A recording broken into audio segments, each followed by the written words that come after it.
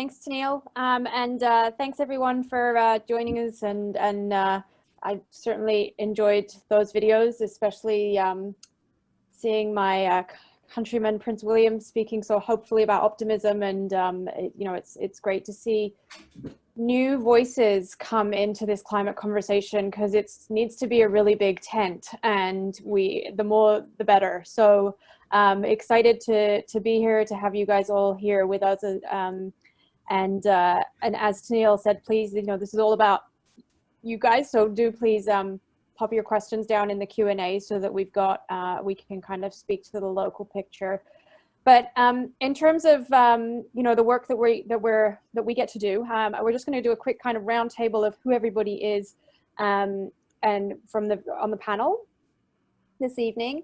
And I'll kick off, but also I want to acknowledge that the work that it's great to see the work that's happening around the world with the videos, and again, to reiterate, there's a ton of extra content we've put the link into the chat of the link to the Countdown website. There are so many great resources on there to kind of trigger conversations around climate change in your home and with your friends.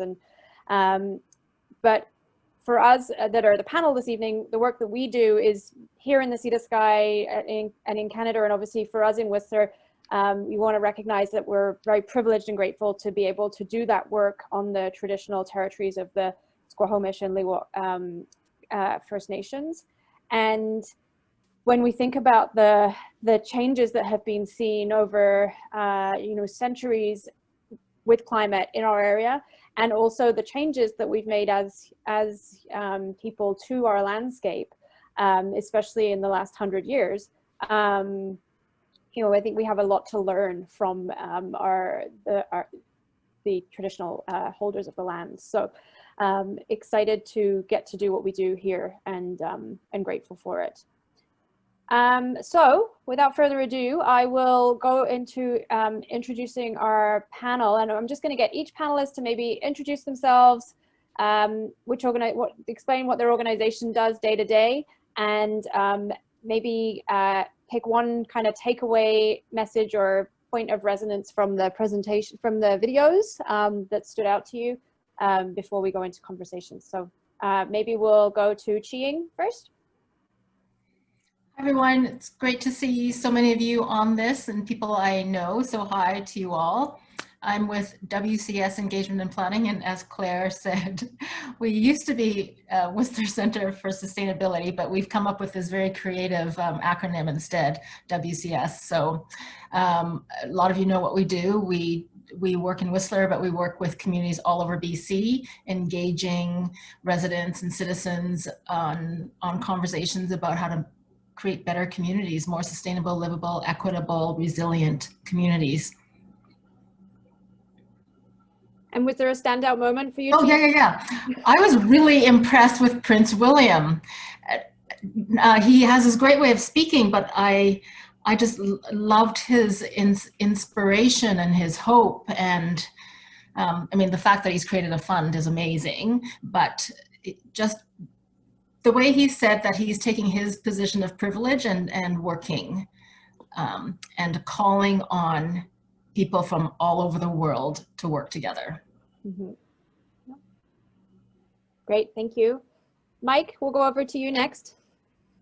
Thanks, Claire. My name is Mike Douglas, and I am a longtime Whistler resident and pro skier filmmaker guy who more recently has, I sit on the board of directors for Protect Our Winters Canada, which is a Canadian subsidiary of the group based in the US, Protect Our Winters. And we're sort of a group of athletes and outdoor ambassadors that are passionate about climate and trying to move the dial a little bit. And we're particularly focused on young people and trying to get them engaged in this movement and passionate about their future. So I'm spending more and more time in my world going down this road, and I think it's something that we have to do. I mean, we heard it over and over again in the presentations. The time is running out. We've got to make some major changes in the next decade. So I'm sort of tightening my belt a little bit and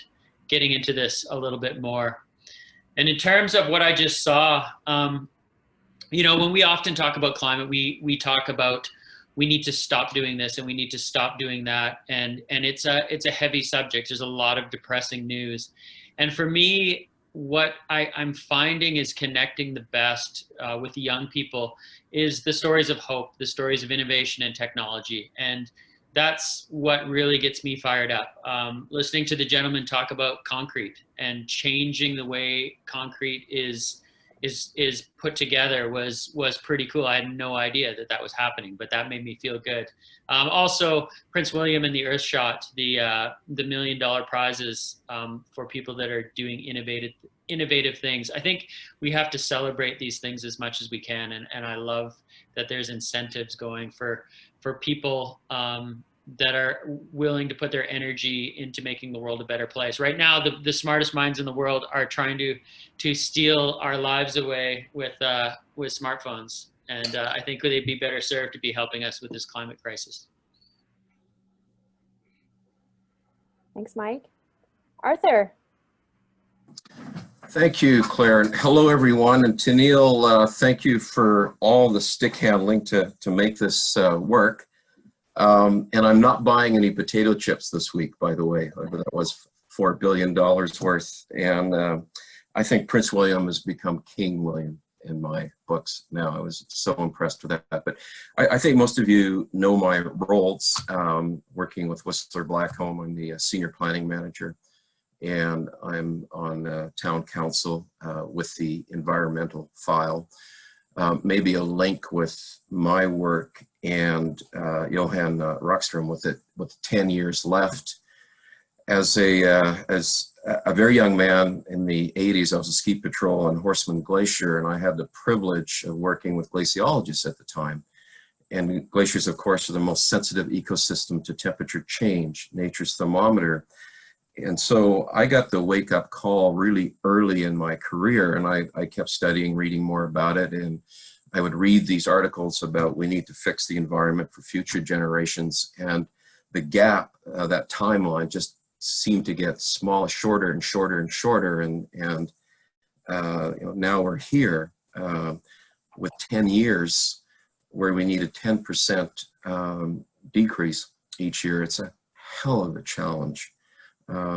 But I'm interested to hear tonight from all their participants what their thoughts are on how do we knock 10% a year, and we all need to own this challenge. Thanks, Claire. Thanks, Arthur. I guess I should explain myself as well. I'm Claire Ruddy with AWARE, which is the environmental charity in Whistler that's been in existence since 1989 and was created to start recycling in town. All of the work that the group does is on conservation and climate action, essentially.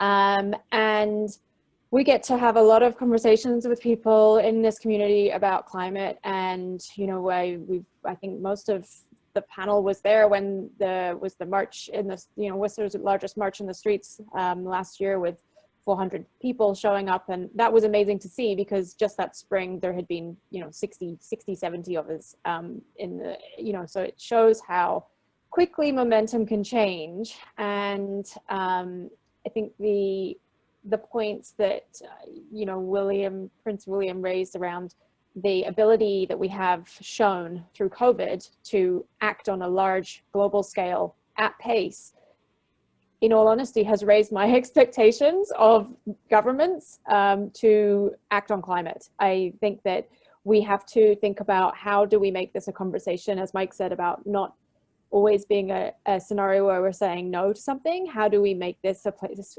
the climate conversation one about how do we create opportunities to build back better with our more equitable, healthy, resilient communities. And I think that the other piece that stood out from the presentations for me was, you know, Thomas talking about the restoration through natural habitats and specifically forestry.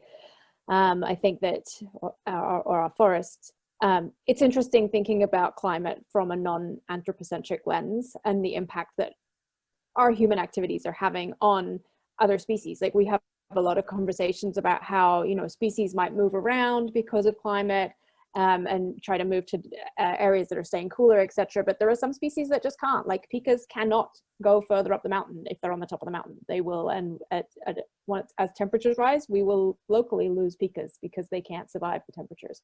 So it's, when you have those conversations with people, it connects, and it's something that we value and we see in our backyards.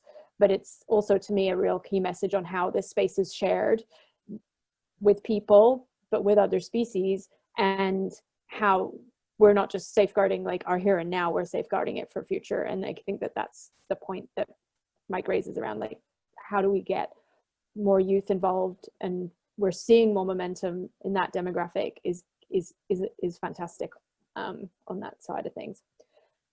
So without further ado, we'll kind of just jump into the questions here, and panelists, obviously you can kind of open the Q&A box, but I'm just going to, as people are entering them and voting on them, we're just going to roll through and address them. And if anybody has a burning desire to, on the panel, to take a question, throw your hand up. Otherwise I'll just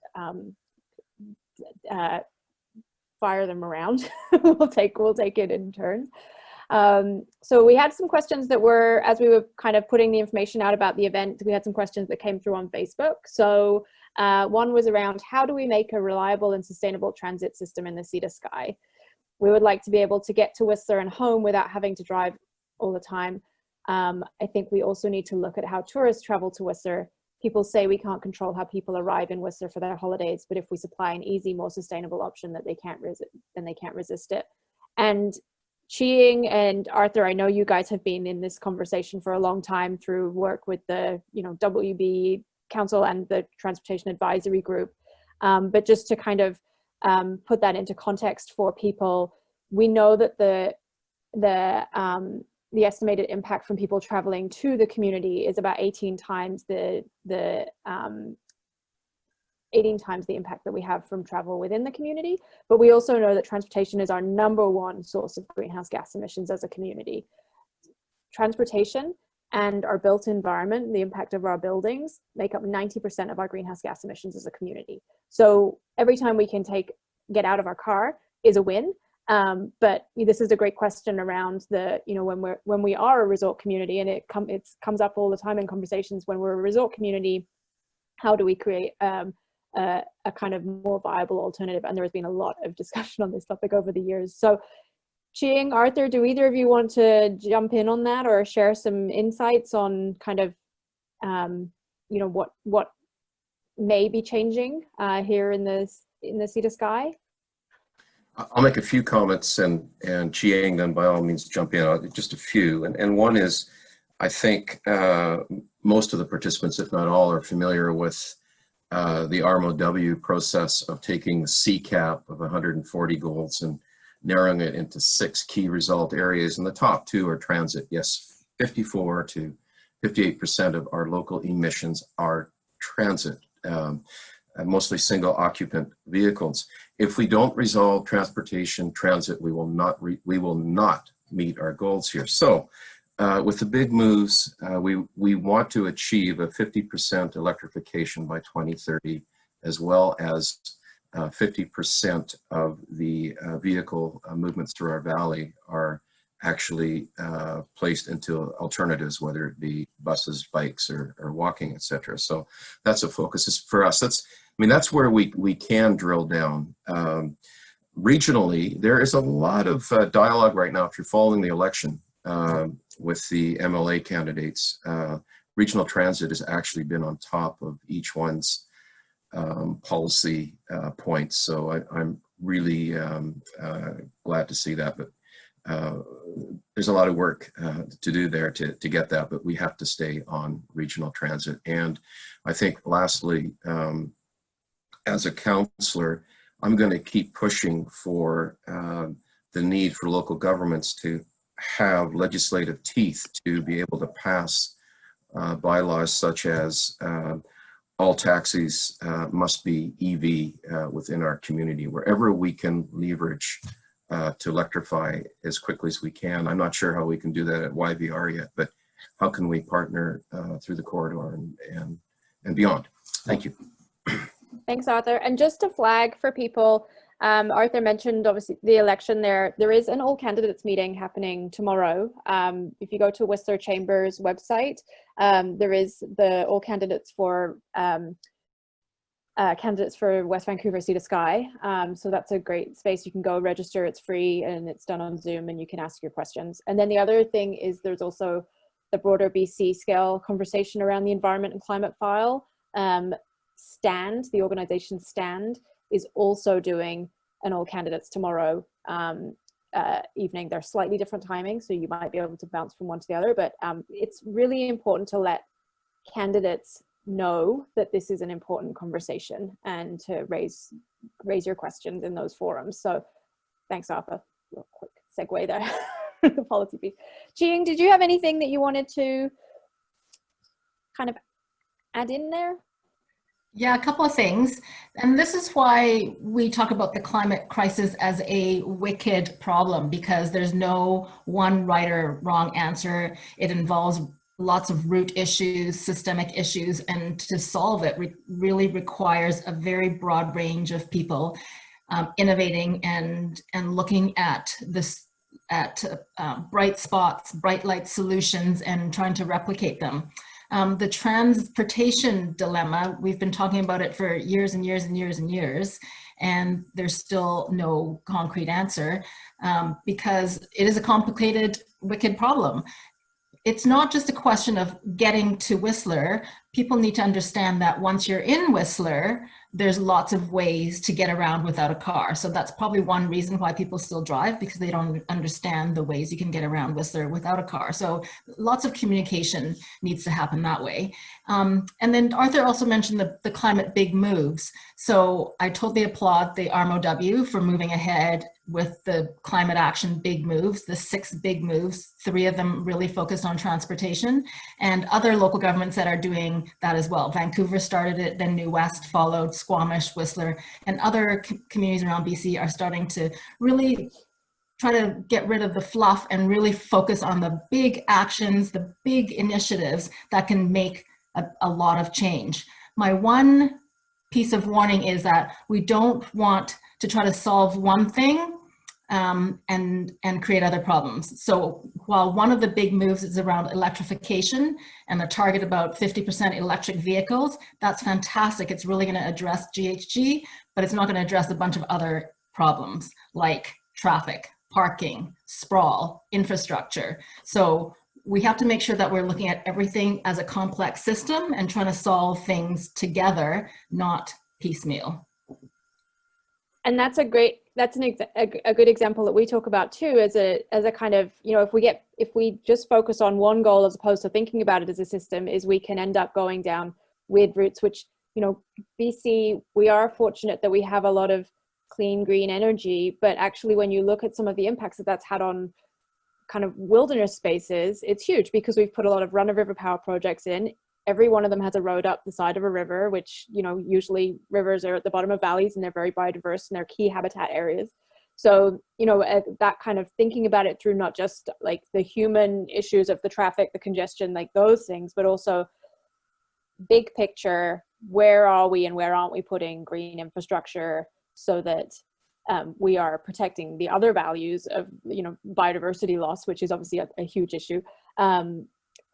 Because sometimes it's, you know, we in the pursuit of kind of, if we're just thinking about greenhouse gas emission reduction, we will miss some of those nuances. Like, I like the conversation here about the nuances and the interrelations.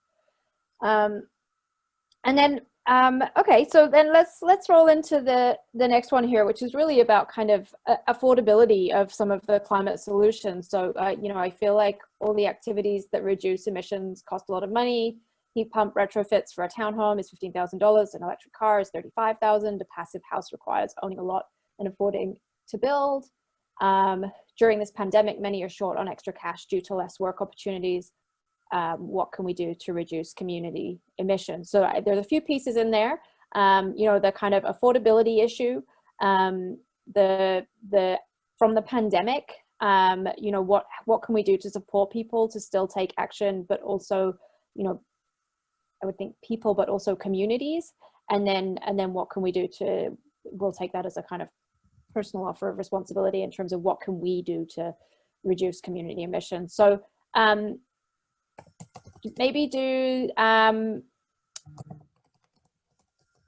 Mike, I know, Mike, do you want to take this? Because I know that you have, you did take the leap into one of these with an EV, and you can maybe tell us about that and as a start point. Yeah, I mean, I am an EV owner, but I'm wealthy enough that that was an option for my family. I realize that that's not an option for everybody, and as the question asker said, a lot of these things are expensive. I want to turn the idea of how to be a cleaner, greener person on its head a little bit right now. We are very, very focused on our personal carbon footprint, and by all means we should be. I calculate mine, and I try to reduce it every year, and I try to be the best Whistler citizen I can. But for someone who doesn't have the means or the resources to buy an EV or retrofit their house, there's a lot that you can do, and a way that you can have a much bigger effect than just trying to, you know, walk more around your neighborhood. With Protect Our Winters, we focus on a lot of group action. We realize that there's power in numbers, and we try as much as we can to use those numbers to make change at a scale needed. Like everyone said in the presentations tonight, we have 10 years to really turn this thing around. So we've got to make some big changes. And I'm just going to give you one example of something that we did with POW back in July. So we caught wind through climate justice that the Vista coal mine near Jasper National Park was planning an expansion, and using a loophole in the law that said that if you're expanding your mine, you do not have to go through a full environmental review. Now, when we got a hold of the expansion plans and realized how massive this expansion would be, we kind of got to work. We started a letter writing campaign. We engaged our membership. And in the end, over the course of 2 weeks, we were able to get 4,000 of our 11,000 members to send letters to the Prime Minister and to the Minister of Environment, Jonathan Wilkinson. And through our efforts, along with the efforts of a few other environmental groups here in Canada, we were able to force them into an environmental review, which we know they'll never pass. Now, when we ran the numbers at the end of this, because it was a bit of a celebration once we heard that this thing was blocked, the average Canadian has a carbon footprint of 17 tons per year. When we broke down all the letters that were sent by concerned citizens, and the fact that that coal mine is now not going to go forward, we determined that for each person that wrote a letter, 1,365 tons of carbon was saved. That offsets your entire lifetime. And that was done with a letter writing campaign that took the average person about 5 minutes to fill out. So, you know, even though we tend to focus very much on ourselves, and the fossil fuel industry wants us to do that, because if you're focused on yourself and feeling bad about what you're doing, you're probably not focused on them. But this is why it's good to think in different ways and think bigger and realize that, hey, you don't have to be rich, you don't have to be powerful, but if you get together with a bunch of other people, you can actually make some pretty big change. Awesome. Thanks, Mike. Does anybody else want to add anything on there? Just very quickly, that is outstanding work, Mike. Mm-hmm. I think we need to get to, in terms of lobbying, we need to get to a point where whomever the elected official is, that they will not be elected if they are not fully committed to this 10-year goal and the IPC, Paris Accord agreement, etc.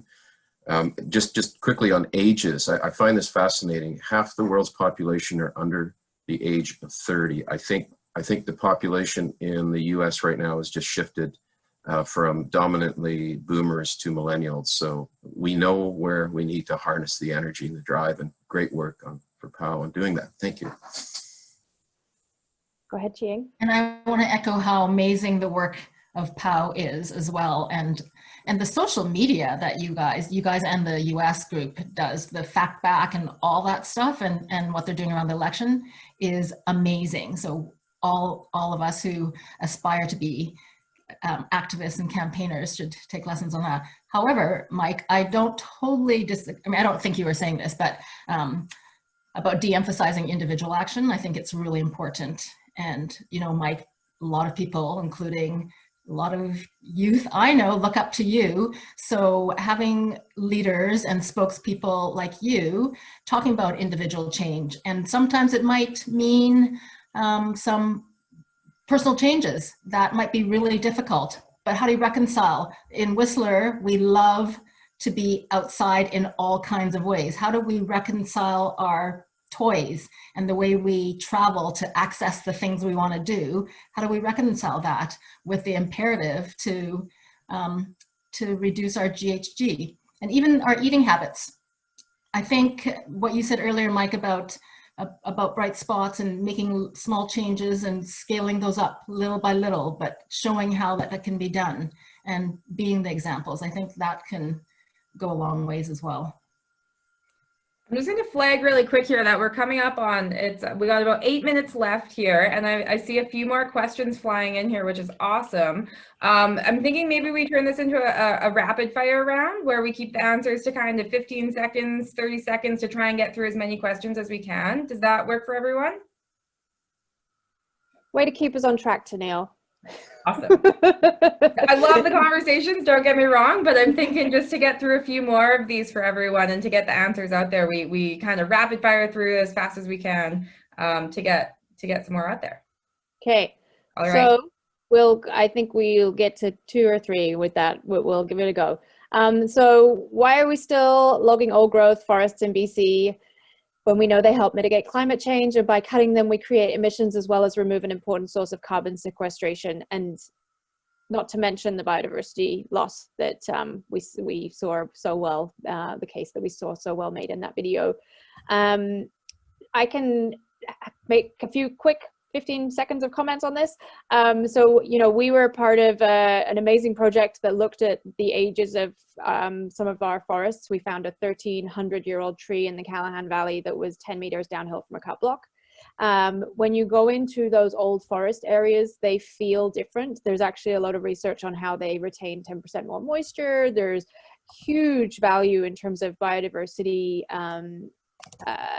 kind of vibrancy in those forests compared to a lot of what we now have around our valley, which is areas that, you know, a lot of the lower elevation old growth that was easily accessible and cheap to log has been logged in our area. So, you know, the little pockets that remain for here, it's important that we try to protect them for biodiversity hotspots.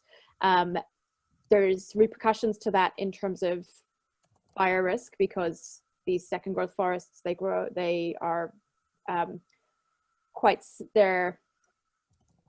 they're very similar. All the trees are the same height, they're all tightly packed together, so they are a very high fire risk in terms of ease of fire spread. They burn hot, they burn fast, compared to your traditional forest, original old forest, which would have had changes in canopy height, gaps, and more moisture content. So there's a lot of kind of information, things to learn about this particular question. And it is important on the BC scale because we are actually we have seen an increasing amount of old forest logging in the past few years. Arthur, I'm gonna invite you if you want to throw anything in on here, because I know you sit on the... I'll go real quick. On biodiversity, the big low elevation old growth, huge value, way more complex with carbon storage. The mid-growth trees are absorbing a lot more carbon while the old growth are decaying. And so I'm not an expert on that, very complicated, but the province needs to do a lot more to protect our old growth, especially low elevation. Okay, I'm gonna roll into the next one. So question for you, Mike.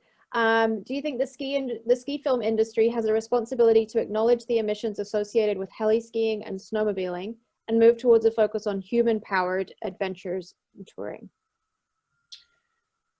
For sure. I mean, it's something that's already happening. I think that that it's certainly been a trend led largely by Jeremy Jones, who was sort of the founder of POW. And I know among the local athletes, we're not doing it the way we were 10 years ago. I can tell you that. I actually stopped heli skiing altogether several years ago. My filming is mostly powered by foot through ski touring. You know, I think that the message that sends is positive and shows people that we're trying to change and make an effort, and you know, hopefully that sends a good message. I remember going to a demonstration a few years ago of, well, many years ago now, probably 10 years ago, of an electric sled. They were, you know, and so you feel like the technology might get there as well. But it's so much healthier and better for you. It keeps you fit to do it through human powered rather than horse powered. Yeah, Taiga is making electric sleds and should have them probably in our area at some point this winter. So that'll be interesting to check out. Cool. Awesome. Okay, last one. Canada isn't doing enough, hasn't done enough, doesn't have plans, and just has goals. How do we motivate our decision makers that reduce greenhouse gas?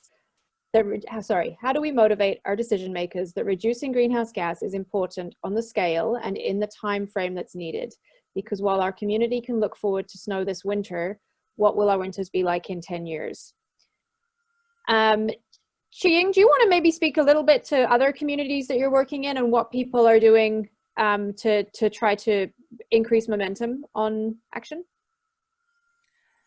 Well, I'd say not quickly enough. There's been lots of baseline stuff done. Lots of local governments across Canada have met their corporate emissions targets that are required. But in terms of community, there hasn't been as much movement, and movement has been slow. And as I mentioned earlier, having those big moves or bold steps, I think that's a really good step towards making change, because it's really focused on the top things that can really make a big impact on reducing greenhouse gases. And I'd say Vancouver's a leader on that. The city of New West is a leader, and Squamish and Whistler are leaders as well. And I think other communities are starting to do that. And other communities are even really trying to incorporate a climate lens into all their other planning. So it's a start. It's slow and probably not aggressive enough as far as what I think, but I want to keep emphasizing the positive examples. We want to lead by positive examples and show what is possible, rather than, as someone said, I think Mike said earlier, about just all the scary stuff and trying to tackle the whole problem as one big, hard, difficult, wicked problem. Mm-hmm. Mm-hmm. Arthur, did you want to?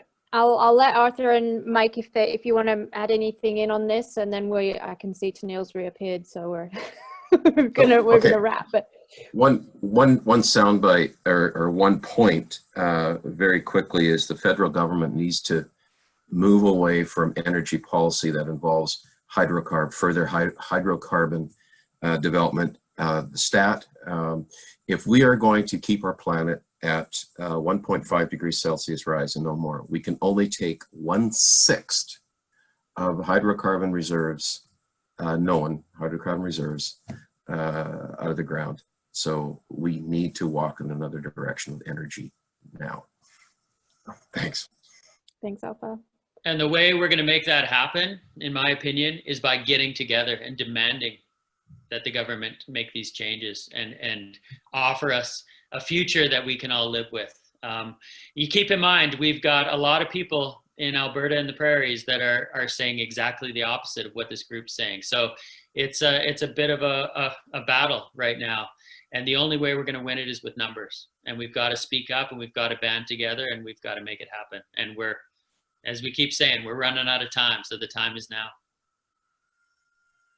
Yep. So a reminder on that note, a reminder tomorrow, all candidates meetings. Get, you know, when we're talking about policy change, that really does start with thinking about, you know, checking out candidates early when they're in the running, and asking good questions, because it does help people understand what the will is of the electorate, and it's important. Okay, so I just want to say a quick thank you to our panelists this evening. Thank you for making the time to share with us and to bring this kind of global countdown story to the local. It's really appreciated. Tennille, I think you've got one quick video that we're going to show, and then we'll exit off. Just to flag, there's a couple of things. You know, Mike talked about the importance of getting involved. Obviously, here in Whistler, there are a number of groups, like AWARE is one, Protect Our Winters has a Whistler chapter. You know, there's the work that the WCS Engagement and Planning does, which is always good to follow, because they're always engaged in really interesting projects locally. So I think, you know, there's lots of opportunities to get involved in action kind of on the ground individually, but also through organizations that exist in the community. So, you know, we're a membership-based organization, proud. Mike, are you guys still doing memberships here? I should know this. Are you doing membership still? Yeah, okay. I was like, I should know this. So, you know, there's value for organizations in having robust membership programs, and it really does help us make a case for support of actions. Staying connected, social media, newsletters, sign up for newsletters for groups that are doing work that you're interested in. And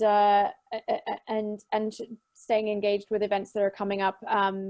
We actually have a lot of events coming up next week for Waste Reduction Week. So if you are interested in learning more about waste, we have the Story of Plastic happening next Thursday evening, with a community conversation after. We have a restaurant-specific industry session on compostable plastics and compostable packaging. So there's lots of things going on.